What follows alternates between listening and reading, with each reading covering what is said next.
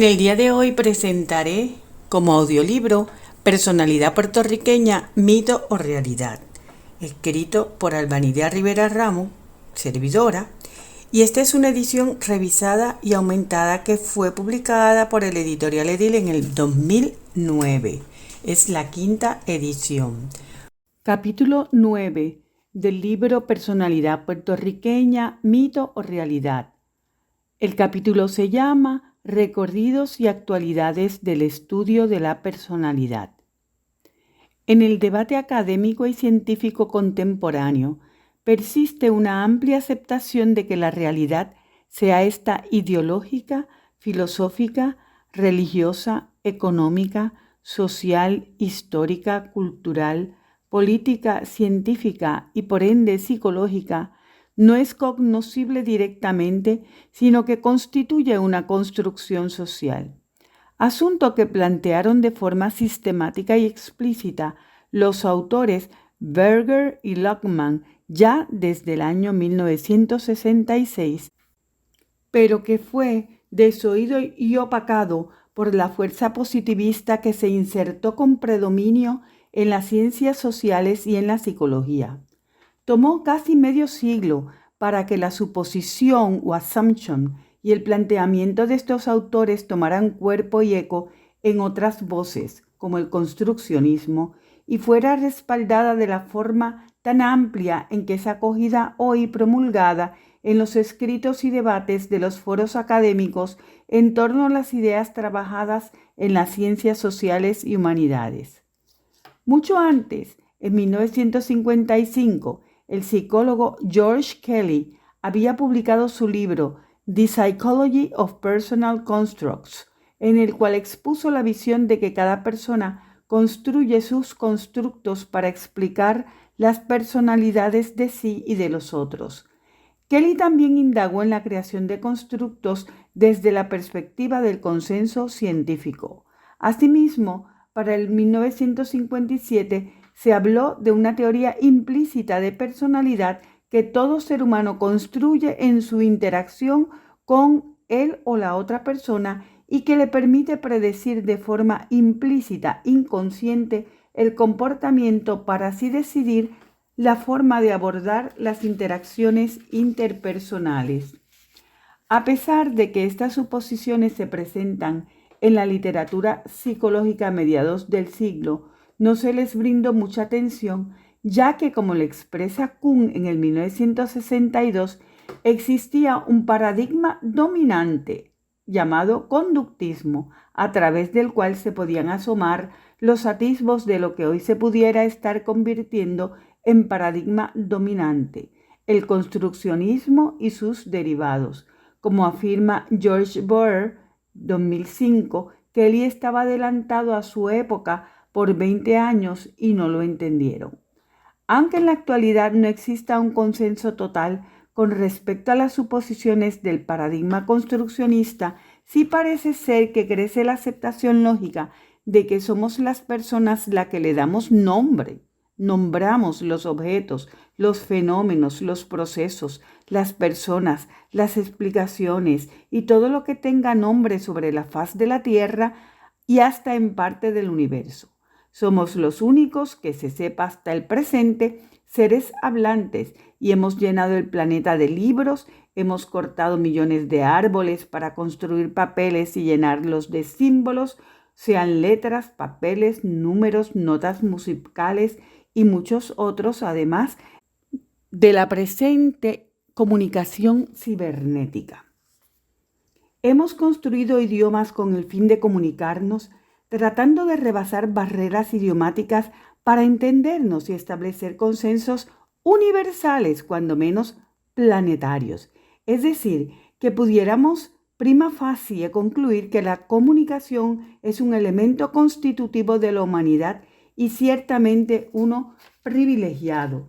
La ciencia, por más exacta que se pretenda, es también una construcción humana que trata de explicar los fenómenos que la humanidad ha logrado aprehender y tratado de explicar. Aunque en ningún momento histórico se puede aseverar que tal conocimiento es final y absoluto, porque toda materia y fenómeno visible e invisible a nuestra vista, incluyendo nuestra propia especie, sigue en movimiento, cambio y evolución. Chiari y Nusso en el 1996 afirmaron que en psicología la etiqueta de construccionismo o constructivismo psicológico debe adjudicarse a aquellos enfoques que suponen que la estructura y organización de lo conocido, incluyendo el sujeto cognoscente, está inevitablemente ligado a la estructura del sujeto cognoscente. La misma capacidad comunicativa y búsqueda de consensos ha sido utilizado a lo largo de nuestra historia humana para tratar de obtener control político, social, económico y científico de unas personas sobre otras, con mucho éxito en múltiples ocasiones y con menos en otras. Es decir, y hago eco de lo que muchos pensadores han expresado, la palabra tiene poder. La palabra es poder. La persona palabrada comparte un capital social, como le llaman, is empowered, que le abre puertas a recursos, y la no apalabrada está desposeída o unempowered de dicho acceso. La construcción de este prefacio la he elaborado para introducir el fundamento de la invención del constructo personalidad dentro de la disciplina de la psicología. Ahora hacemos una breve mirada histórica a este estudio de la personalidad. El estudio de la personalidad de los seres humanos pudiéramos ubicarlo en el continuo de necesidades de la humanidad de conocer y explicar el mundo y universo que les rodea y de conocerse a sí misma. Pudiéramos ubicar el estudio de la personalidad como uno central o medular en la disciplina de la psicología en Occidente. Así lo afirmaban McAdams, Wallace y Funder al final del siglo XX, indicando que el papel histórico y único de la psicología de la personalidad es la integración del campo y o disciplina de la psicología. No obstante, debemos recordar que aún antes de que existiera la psicología como disciplina diferenciada, varios enfoques filosóficos y religiosos abordaron los temas de quiénes somos, quién soy, cómo, por qué y para qué existo, cómo debemos ser y comportarnos y todos los temas derivados y relacionados con la existencia humana, ontológica y filogenética y sus significados. Tal pareciera que la disciplina diferenciada de la psicología se cristalizó solo recientemente en el quehacer estudioso e investigativo de la humanidad apenas 120 años, porque la humanidad se enfrascó colectivamente en el proceso de describir, explicar y nombrar su entorno de forma sistemática en las ciencias naturales antes de hacerlo de sí misma. Levin, Buck y Church le asignaron un papel significativo tanto a Freud como a Jung en el desarrollo del constructo de personalidad durante las primeras décadas del siglo XX, tal vez hasta que aparece Allport en el 1921 en el escenario con el inicio de los rasgos de personalidad. Narran los mencionados autores que el estudio de la personalidad cayó en picada a partir de la década de los 50 porque el mismo estaba estigmatizado con la suposición de que todo estudio de la personalidad estaba fundamentado en el paradigma psicodinámico. Pero Levin en el 2001 refuta la suposición calificándola de mito y dice: los fundadores del estudio de la personalidad fueron influidos por Freud, pero no eran freudianos, y la mayoría fueron críticos de la teoría de Freud. A partir de la Segunda Guerra Mundial, el estudio de la personalidad cobró fuerza y aparecieron varios teóricos publicando sobre el tema en diversas revistas profesionales, entre ellos Linton, Ruth Benedict, Kluckhohn y Hallowell. En el paradigma conductista se vincularon al estudio de la personalidad Miller y Dollar y Whiting y Child. David McClellan publicaron síntesis significativas sobre el tema de la personalidad y luego esto nos lleva a la llamada teoría de rasgos, Uno de los paradigmas dominantes en el estudio de la personalidad para la década del 50 fue el propuesto por Cattell, que se llegó a conocer como la teoría de rasgos, la cual desde sus inicios presentó ambiciones universalistas, como se refleja en la siguiente cita. Ningún resultado científico y cuantitativo existe que vincule los rasgos con la cultura. Sin embargo, entre las décadas del 60 al 80, las teorías de rasgos cayeron en descrédito, no por falta de evidencias empíricas que reclamaban su validez, sino por considerarse reduccionistas al tratar de reducir el estudio de la personalidad a un cúmulo de rasgos.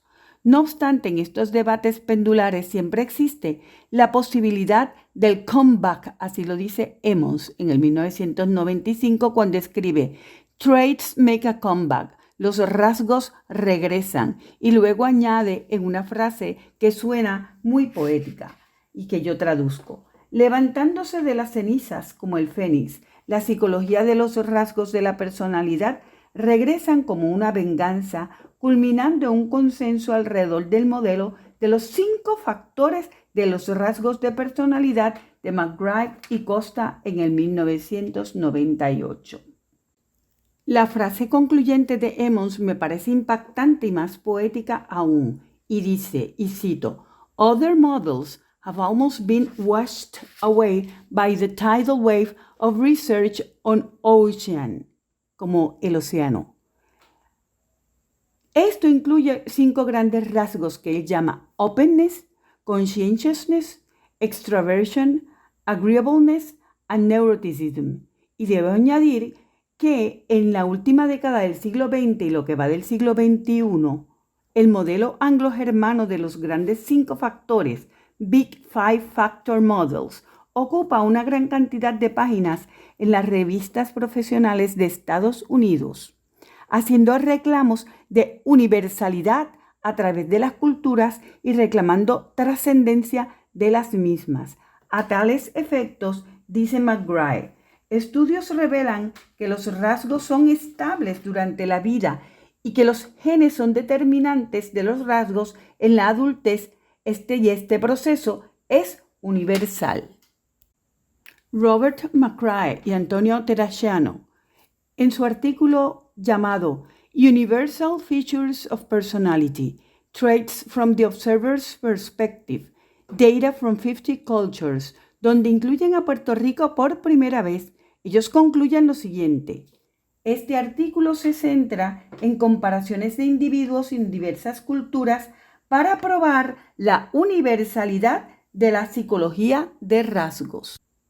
En una primera mirada salta a la vista que la aludida estabilidad no ya de la personalidad, la cual según investigadores cambia a través del ciclo de vida cuando menos, sino de los rasgos de personalidad, resulta un hecho establecido y aceptable para una comunidad de pensadores que han cuestionado ampliamente la estabilidad de todo, así como su universalidad, más aún cuando la palabra universalidad se refiere no solo al planeta Tierra, sino a todo el universo, que es más desconocido que conocido.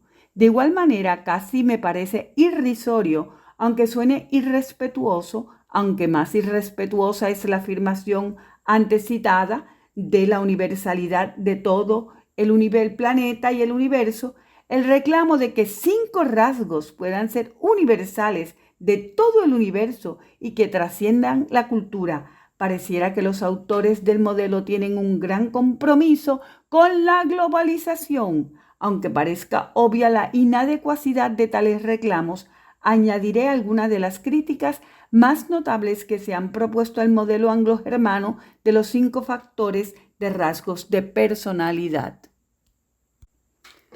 Bloch y Kaplan dijeron que el modelo anglo-germano de los 5 factores no es realmente un modelo en el sentido del consenso científico de lo que debe ser un modelo.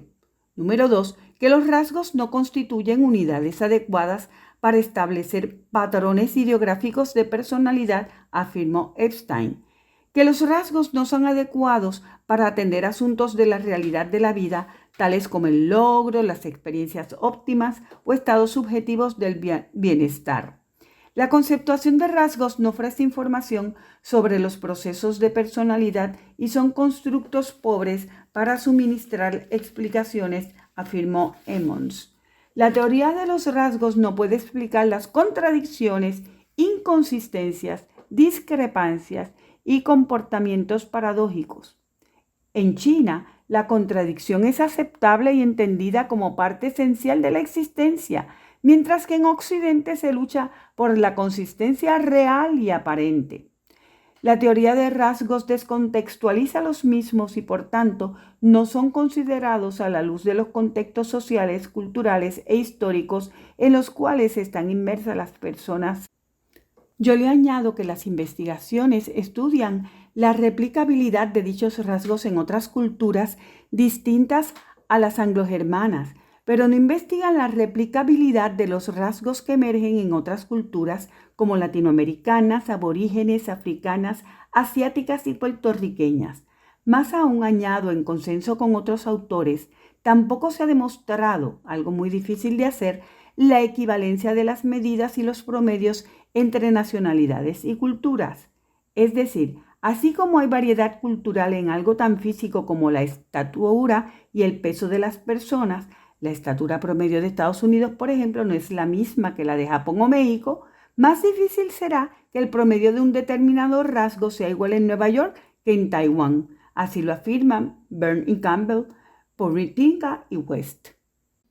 Veamos ahora el enfoque léxico del estudio de la personalidad. Una corriente que se mueve en dirección contraria al modelo anglo-germano de los 5 grandes factores parece ser el enfoque léxico del estudio de la personalidad según Saussure y Goldberg.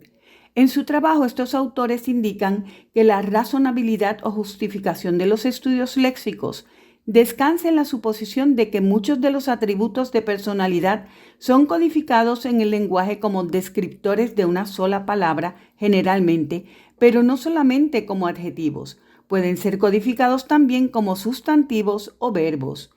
En uno de los 8 postulados teóricos del enfoque léxico, los autores afirman lo siguiente: la psicología de la personalidad está preocupada con el comportamiento de la especie social, que en el caso humano es altamente lingüístico y no mudo como en los objetos inanimados. La personalidad involucra patrones de comportamiento socialmente significativos que son representados en el lenguaje. Y desde el 2020, este planteamiento de que los seres humanos son la única especie que posee un lenguaje altamente desarrollado y comunicativo es afirmado, entre otros, por el conocido historiador Yuval Noah Harari. En el artículo publicado por los autores Saussure y Goldman en el Journal of Personality en el 2001, ellos informan que recopilaron estudios léxicos con personas de diferentes nacionalidades, entre estas Alemania, Polonia, Checoslovaquia, Turquía, Holanda, Italia, Hungría, Corea, Comunidad Hebrea, Filipina y Australia. Una síntesis de los hallazgos de esta investigación refleja que el modelo anglo-germano de las 5 grandes factores no produce réplicas en estos países y que por el contrario emergen modelos de 3, 2 y un factor, así como un modelo de 7 factores. A la luz de tales hallazgos, los autores concluyen que el reclamo de universalidad de los 5 factores no se sostiene. Explican los autores que la replicabilidad reclamada por el modelo anglo-germano de los 5 factores solo ocurre si se dan las siguientes condiciones. Número 1. El lenguaje estudiado es de origen europeo.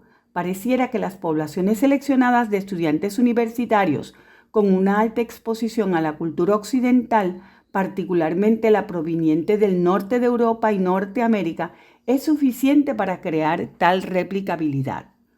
Número 2. Las variables seleccionadas son predominantemente limitadas a términos descriptivos de disposiciones.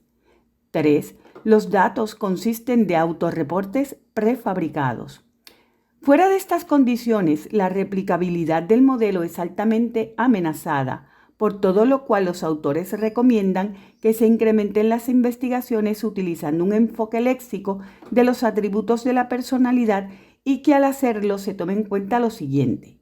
Número 1, que se ponga mayor énfasis en muestras no estudiantiles. Número 2, que se utilicen otras técnicas diferentes a las de autorreportes prefabricados. Número 3, que se utilicen descriptores que no estén limitados a términos de rasgos. Y cuarto, que no se limiten a muestras de lenguajes europeos. Se necesitan estudios con lenguajes, por ejemplo, de regiones tropicales. Esta línea teórica e investigativa nos lleva a considerar otra corriente importante cuyas investigaciones han sido publicadas particularmente en el Journal of Personality and Social Psychology y que se insertó con fuerza en la década del 70. Me refiero a la que ha sido denominada teoría de atribuciones sociales, Social Attribution Theory and Person Perception, la cual ha estudiado los procesos de atribuciones en torno a las autopercepciones, self-perception, y a las percepciones sobre las percepciones o atribuciones que hacemos de las otras personas, person perception. Las publicaciones de los años 70 que más impactaron esta corriente fueron las de Harold Kelly en 1973, The Process of Causal Attribution, la de Fritz Heider, The Psychology of Interpersonal Relations, a las que siguieron una multiplicidad de investigaciones sobre temas específicos como las de Jones y Wortman, Skobler, Tedeschi y Rivera Ramos, entre otros.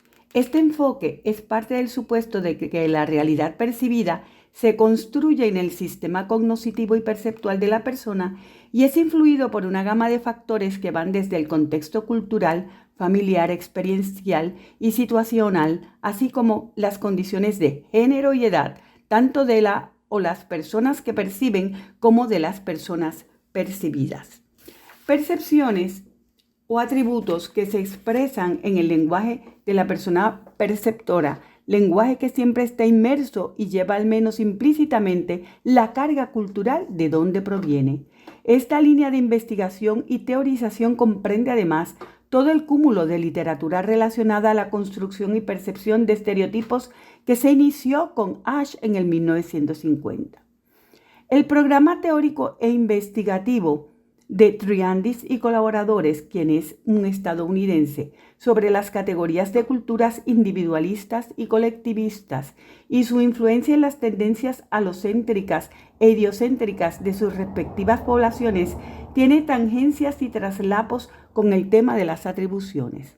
Así lo reporta Triandis, indicando que las personalidades idiocéntricas tienden a utilizar rasgos de disposiciones internas cuando hacen atribuciones personales, mientras que las personalidades alocéntricas utilizan el contexto, la situación y las disposiciones grupales al hacer atribuciones.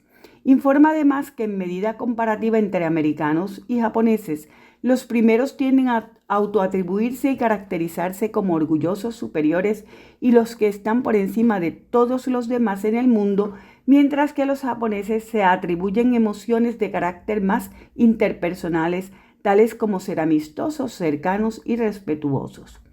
Resultados parecidos se reportaron al comparar las autoatribuciones de estudiantes de Estados Unidos, clasificada como sociedad individualista, y estudiantes filipinos, clasificada como sociedad colectivista.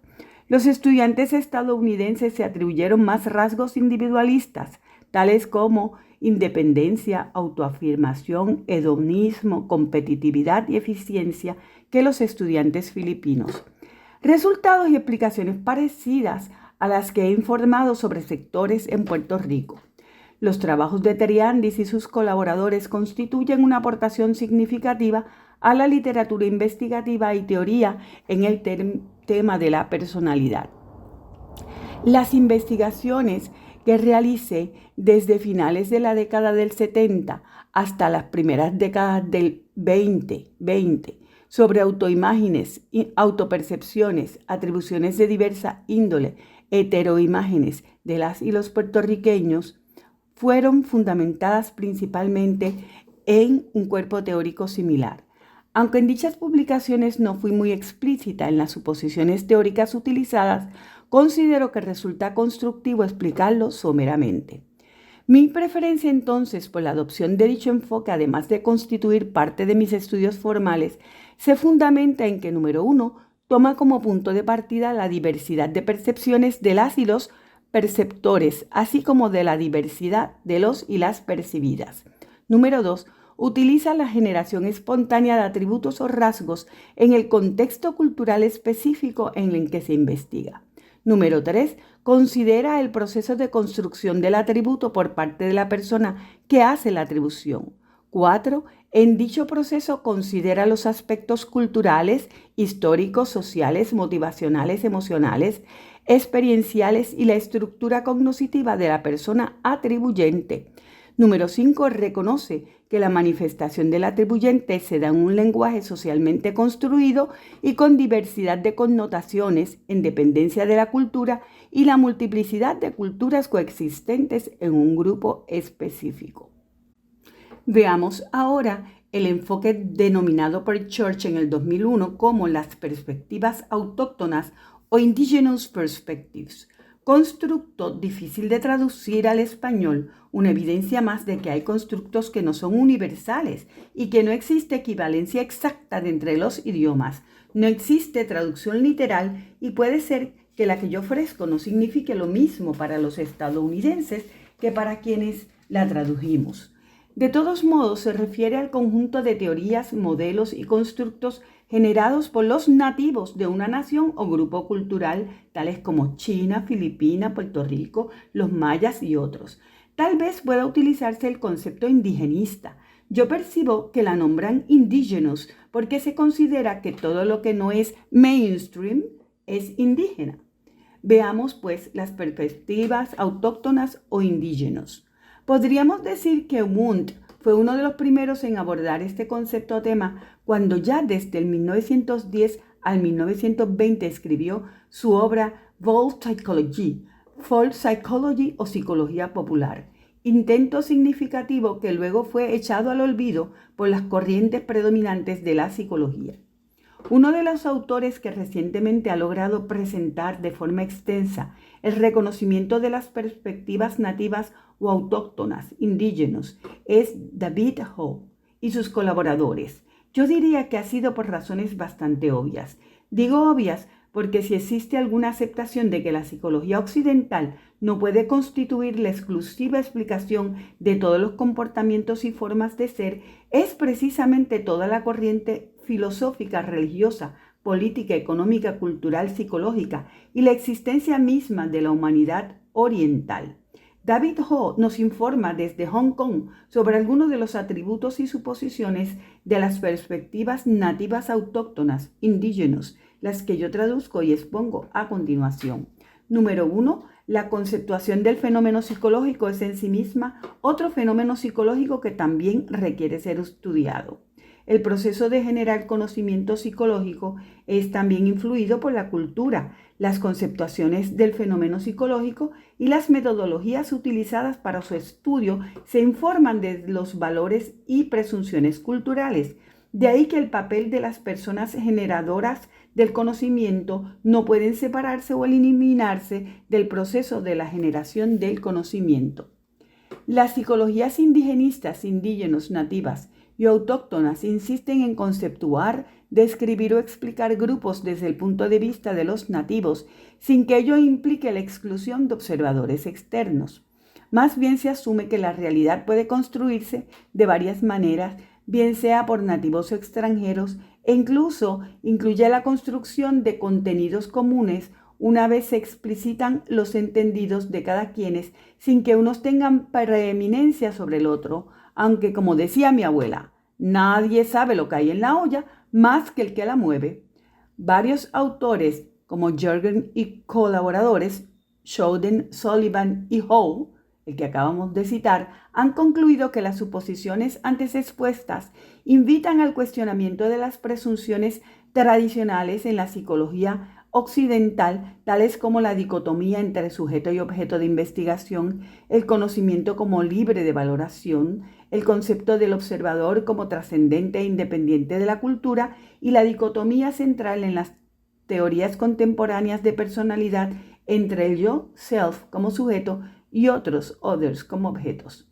Dentro de las perspectivas indigenistas, la literatura ha ubicado el cúmulo creciente de teorización e investigación por parte de los psicólogos asiáticos como Chiu, Naito y colaboradores, quienes interpretan que la importación completa de la psicología occidental en Asia es una forma de imperialismo cultural que perpetúa la colonización de la mente, así como también su implantación en otros países no asiáticos.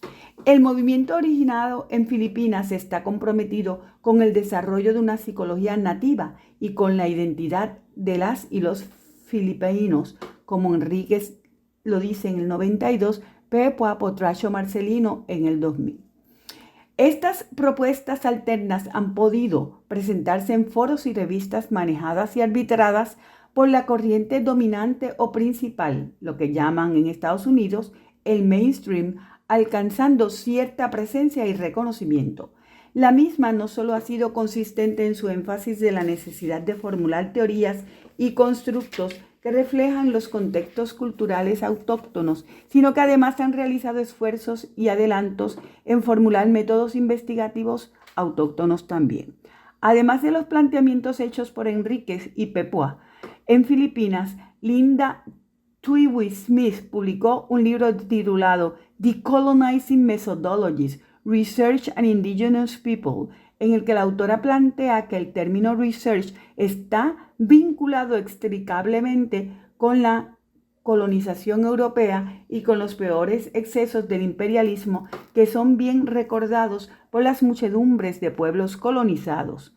La autora hace un llamado a la descolonización de dichas metodologías y presenta 25 nuevos proyectos investigativos a través de los cuales las y los investigadores nativos de la población maorí y de Nueva Zelanda reclaman el control y el valor de las maneras indigenistas y autóctonas de crear y construir conocimientos, así como de ser y existir. Y tan reciente como ahora en noviembre del 2023 se están llevando a cabo congresos y debates sobre estas metodologías investigativas y sobre sus resultados. La población de psicólogos y psicólogas latinos en Estados Unidos, aunque han desarrollado investigaciones importantes y han logrado publicaciones en las revistas principales del mainstream con las que han contribuido al reconocimiento de la diversidad cultural, no han logrado obtener el reconocimiento de propuestas alternas por dicha corriente. Los desarrollos importantes que se han llevado a cabo en diversos países latinoamericanos no se incluyen como parte de las corrientes indigenistas en Estados Unidos. Tales creaciones y producciones, si no se introducen en el idioma inglés en las revistas del mainstream, pasan inadvertidas y tanto para la mayoría de académicos como para los y las estudiantes son inexistentes. Como dijeran algunos pensadores, estas perspectivas son ninguneadas, tanto como producto del conocimiento, como personas reales que viven, existen, perciben, piensan, entienden, explican y construyen. Aún los escritos de psicología latinoamericana no recogen de forma significativa la diversidad intracultural, particularmente de los grandes sectores de poblaciones indígenas que habitan en el continente. Así lo afirmaron Aguilar y Recinos en el 1996 y Martínez en el 2003. En el resumen de publicaciones de la Revista Latinoamericana de Psicología, volumen 30, desde el 69 al 98 encontré menciones específicas de poblaciones campesinas marginadas en Perú, en México y de la niñez y adolescencia campesinas de quechuas. En Puerto Rico contamos ya con un respetable cúmulo de literatura psicológica generado por los y las psicólogas puertorriqueñas desde sus temáticas y ópticas preferenciales. Así lo evidencian las publicaciones de libros, artículos publicados en revistas del mainstream estadounidense, las más de 1000 tesis y disertaciones de psicología, como más de 20 volúmenes de la Revista Puertorriqueña de Psicología. El estudio del constructo de personalidad no ha sido uno de los preferidos en el ámbito del desarrollo de la psicología en Puerto Rico. En una revisión de más de 1000 títulos de tesis y disertaciones de psicología de la Universidad de Puerto Rico, cortesía del señor Miguel Vega, en el 2005 de la colección puertorriqueña, o se aparece apenas una veintena de ellas con el tema de personalidad y más bien hacen referencias a las teorías de Estados Unidos. Quiero añadir que los constructos de autoconcepto, autopercepción, percepciones y estereotipos sí aparecen con alguna frecuencia en los títulos examinados, así como el tema de construcción de imágenes asociadas en varios casos con las personas negras, el tema racial y el género. Otro tema investigado y teorizado por Martínez Taboas en el contexto de psicopatología ha sido el de las múltiples personalidades en el 90, 94 y posterior, constructo que ha sido recientemente cambiado por el término de múltiples identidades. Las explicaciones ofrecidas por Martínez Taboas han estado apoyadas por los estudiosos del tema en Holanda, Canadá y Estados Unidos. El enfoque y el nivel de explicación ofrecido por Gregg el 91 en su trabajo que se llamó Multiple Identities and the Integration of Personality me resulta más a tono con las explicaciones que yo he ofrecido en algunas de mis investigaciones. Dice Gregg que la personalidad se revela como un proceso emergente a través del tiempo, organizando múltiples personalidades, y añade que la tarea de la personalidad es organizar las contradicciones en un todo coherente. Un intento de macroteoría reciente que he encontrado es el del psicólogo danés George Bory, de 2005, que él escribe con el título de The Ultimate Theory of Personality y que resume de la siguiente manera. La historia, sociedad y cultura nos influyen a través del proceso de aprendizaje según mediatizado por nuestra familia, pares, los medios de comunicación y otros. Las influencias de la evolución genética y biología están mediatizadas por la fisiología. Algunas estructuras específicas de la personalidad son los instintos, temperamentos y la salud. Estas dos poderosas fuerzas nos influyen fuertemente y continuamente desde la concepción hasta la muerte y a veces parece que nos quieren destrozar. Mayer, en el 2005, en su reciente artículo publicado en el American Psychologist, A Tale of Two Visions, Can a New View of Personality Help Integrate Psychology?, indica que el acercamiento al estudio de la personalidad en las corrientes predominantes se ha caracterizado por ser una visión de perspectiva y de teorías, las cuales han estado desvinculadas entre sí. El autor propone una visión alterna, la visión de un marco integrador que incluya los factores externos a la persona, así como los internos con sus respectivas dimensiones. Tal parece que se perfila un consenso hacia marcos más integradores. Con toda honestidad, me brindó gran satisfacción encontrar visiones parecidas a las que yo expongo y elaboro en el presente libro Personalidad puertorriqueña, mito o realidad. Este enfoque pretende describir, un tanto explicar, pero no determinar cómo se entiende que se conforma y se construye una personalidad en cualquier lugar del planeta, sea China, Japón, África, Rusia, Filipinas, Colombia, Perú, Bolivia, Brasil, República Dominicana, Haití o Puerto Rico, por tomar en consideración el contexto particular de la persona y así también pretender entender cómo se construye la personalidad en un lugar específico, tomando en consideración las ubicaciones particulares de una persona, tales como raza, clase social, familia, educación, género, religión e historia personal, en su macro contexto histórico, social, cultural, económico, geográfico y político. Este nivel de análisis produce una complicada red de entrecruces que no puede simplificarse con un análisis lineal de variables. No obstante, las personas pueden lograr un estado cognoscente de sí y de otros a través de la hilvanación y construcción de sus historias, vivencias, experiencias y valoraciones atravesando por estos estadios. Como dice Abigail Stewart, para ilustrar la importancia de la consideración de estas coordenadas, indica que la escritora negra estadounidense Maya Angelou no hubiese escrito de la manera que lo hizo su obra clásica en las memorias afroamericanas, I Know Why the Cage the Bird Sings, de no ser una mujer negra en Estados Unidos. Así también lo manifiesta el escritor Wilson Rivera Ramos en sus múltiples libros, entre ellos Las voces del silencio y El Carimbó, en las que nos ofrece un panorama de construcción de vidas en espacios, entornos y condiciones específicas. Otros aspectos del macrocontexto social que se han estudiado recientemente son los aspectos legales, espirituales y religiosos en la construcción de la identidad.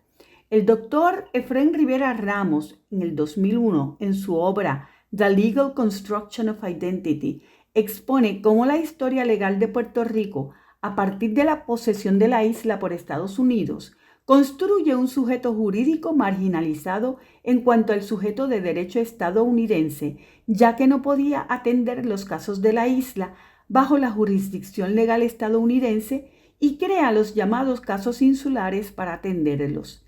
El autor narra y describe detalladamente el impacto que va teniendo esta situación en la configuración subjetiva del sujeto de derecho puertorriqueño, sus percepciones, actitudes y comportamientos. Concluye el autor recordando que el Estado de Derecho de los casos insulares es el que aún permanece vigente en Puerto Rico. En cuanto al aspecto de la religión y o la espiritualidad y su influencia en la configuración psicológica de la persona, va insertándose como tema importante con cierta intensidad en la literatura sobre personalidad, luego de que, como dijera Allport en su libro clásico de personalidad y religión, y cito, "Among modern intellectuals, especially in the universities, the subject of religion seems to have gone into hiding, because in the modern world, it appears as an embarrassment to the scholars of today." Cierra la cita. Esta aseveración parece tener hoy mayor vigencia que entonces. Sin embargo, ya comienza a considerarse el tema con más apertura, ya que el Journal of Personality dedicó un número especial al tema en el volumen 67. Ya en los departamentos de psicología de Puerto Rico comienzan a aparecer algunos temas de esta índole. Contrario a México, que en torno a la figura de Rogelio Díaz Guerrero, el tema de la personalidad mexicana y sus derivados se convirtieron en canon, o como se dice por estos lares castizos, mainstream. En Puerto Rico se constituyó en una especie de tabú, anatema, herejía, tema marginal, o nuevamente tomando prestado el vocablo de nuestro vecino, an elusive construct, probablemente por lo controvertible, espinoso y costoso de asumir el mismo como central o canónico. Digo costoso porque podría implicar pérdida de fondos federales, pérdida de prestigio en los centros del canon o pérdidas económicas y personales, en no pocos casos, pérdida de la libertad personal, como ya yo lo he experimentado a lo largo de toda mi vida. El punto de marginalización llevó a algunas personas de vanguardia en la disciplina a denominar el estudio autóctono como la psicología del coquí, con tono peyorativo y muy dirigido especialmente a mi trabajo, y a otros a implicar que el estudio de estos temas era de ámbito político. Debo hacer eco de las palabras de Adair cuando dice que para que la psicología se desarrolle y contribuya al desarrollo de las naciones, debe ser apoyada por los recursos del gobierno. No así en Puerto Rico, ni en mi trabajo, porque el énfasis es globalista y de hegemonía colonial, contrario a los múltiples datos que lo que quieren indicar es que somos igual a Estados Unidos. No obstante, y a pesar de tantos escollos de toda índole, como son las múltiples discriminaciones, quiero dar gracias infinitas a las contribuciones de las y los investigadores y psicólogos escritores de la diversidad cultural que ubican en Estados Unidos y llegan a las revistas profesionales de dicha nación, como la American Psychologist, órgano oficial de la American Psychological Association, que publicó en el volumen 58, número 5 de mayo del 2003, un documento llamado Multicultural Guidelines, Education, Research and Practice. El documento comienza diciendo lo siguiente, y lo citaré en inglés para que no haya dudas. All individuals exist in social, political, historical, and economic contexts, and psychologists are increasingly called upon to understand the influence of these contexts, on Individuals' Behavior, página 377. El documento continúa diciendo que informing these guidelines are research, professional consensus, and literature addressing perceptions of ethnic minority groups and intergroup relationships. The guidelines focus on the context within the United States and its Commonwealth or territories, such as Puerto Rico and Guam, página 379. La guía número 2 del documento hace la siguiente aseveración. Psychologists are encouraged to increase their knowledge of the multicultural basis of general psychological theories and information from a variety of cultures and cultural racial perspectives and theories, such as mestizo psychology, psychology of Negrocence, Latino, Hispanic frameworks, Native American models. Cierro la cita. Con respecto a los procesos de investigación, la guía número 6 dice, related to the research question is choosing culturally appropriate theories and models with which to inform theory-driven inquiry. Psychological researchers are encouraged to be aware of, and if appropriate, to apply indigenous theories when conceptualizing research studies. Finalmente, de la conclusión del documento deseo destacar dos aseveraciones. Número 1. Psychology has been traditionally defined by and based upon Western, Eurocentric, and biological perspectives and assumptions. Y 2. Psychologists are starting to investigate the differential impact of historical, economic, and sociopolitical forces on individuals' behavior and perceptions. Por fin, la psicología mainstream da un reconocimiento al estudio y entendimiento de las diversidades sociales, históricas y culturales, lo cual implica un reconocimiento al derecho natural de toda persona a ser reconocida como quien es y a lo que hace, cultura, como parte del acervo de la disciplina. Cuando los y las psicólogas de distintas latitudes señalaban dominio occidental, europeo y estadounidense como una explicación universal de las personas, se les acusaba de regionalistas, miopes o radicales, o en mi caso, de coquíes. Como buena colonizada, me alegro de que el ente colonizante lo reconozca. Tal vez adquiramos nuevos bríos y abramos nuevas avenidas en el estudio de la personalidad. Dije tal vez. Obtengamos el respeto a nuestra dignidad, especialmente de los afirmantes de nuestra identidad, y el reconocimiento y compensación por el daño cultural, social y psicológico a nuestra personalidad puertorriqueña.